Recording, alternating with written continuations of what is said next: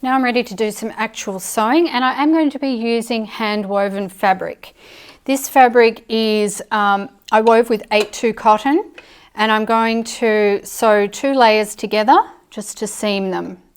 I'll give you a better look at this afterwards. The point being that it is thicker than commercial fabric, but it's not terribly thick, okay? It's not really thick fabric. So the first thing that I want to do is I just pop those threads off to the side, out of my way just for now. And I want to put my fabric down and line it up depending on what sort of a stitch hem allowance I'm doing. So I get that lined up to where I want it.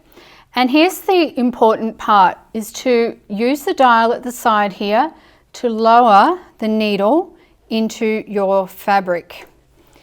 Then we need to put the presser foot down, because this foot at the moment is floating up above my fabric. I want to put it down so that it clamps the fabric against the plate, and then it's going to move along smoothly, because the feed dogs underneath this stitch plate are going to move it along. So to put the presser foot down, for me, it's a little lever at the back here that I just flick down. Simple. I'm using some quilting clips to keep my layers of fabric together. Of course, you can also use pins or whatever else works for you. So my needle's lowered down into my fabric, my presser foot is down, and so I'm going to make the first couple of stitches just by gently pressing on my treadle. I'm going to want to remove that clip so that I don't try to sew over it, and then I can go a little bit further, about that far, and then you want to reverse. So remember the reverse button or the reverse lever, I press that down and I go back. And then I can start sewing all over again, and that makes a really strong stitching line to begin with. So now for my hand woven fabric, I lined them up when I clipped them together, but just to show you, there you go, there's the 2 layers of fabric. And I'm using the edge of my presser foot here on the right hand side as a guide to guide me along the edge.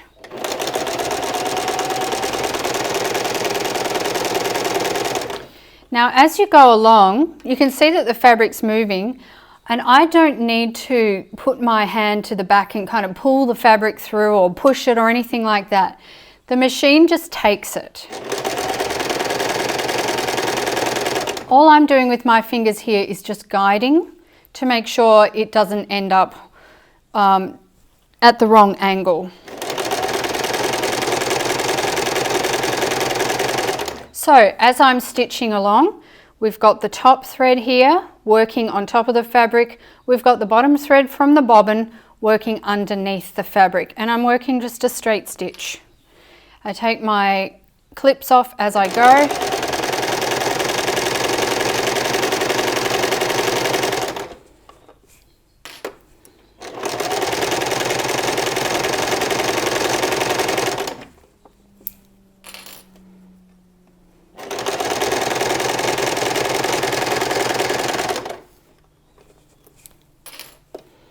You can see here also that I have my edges secured with my serger. So if you're using hand woven fabric, very important to secure any raw edges to prevent unraveling. Now I'm just going to sew to about here, because I can feel that's where my fabric underneath ends. They're actually different lengths. So in case you're wondering why I only sew to that place, that's why. I'm at the end of the bottom fabric now. So what do I need to do? Reverse my stitch. So I'll press down that lever, reverse a little bit, and then go. Okay. So sometimes when you finish stitching a row, your needle can be anywhere. It could be down in the fabric, it could be up in the air, it could be just up a little bit. Mine's only up a little bit, so I want a little bit more room before I remove my fabric, because I don't want the needle, which is quite sharp, catching on anything. So I'm using my dial at the side to just pull that needle up a little bit. And then where my fabric is still clamped there, so I need to use the lever to make my presser foot go up, and then that releases my fabric. and then I can pull it out and use whatever method to cut those threads. These are the feed dogs right here that I was talking about before. These are what help to feed the fabric along. So this is how my 2 layers of fabric are looking. They look just the same as they did before, except when I open them up now, they are joined with a seam. So that's the front of the fabric, and the back is going to look like this. Now, this seam sitting up like that is not very practical, right?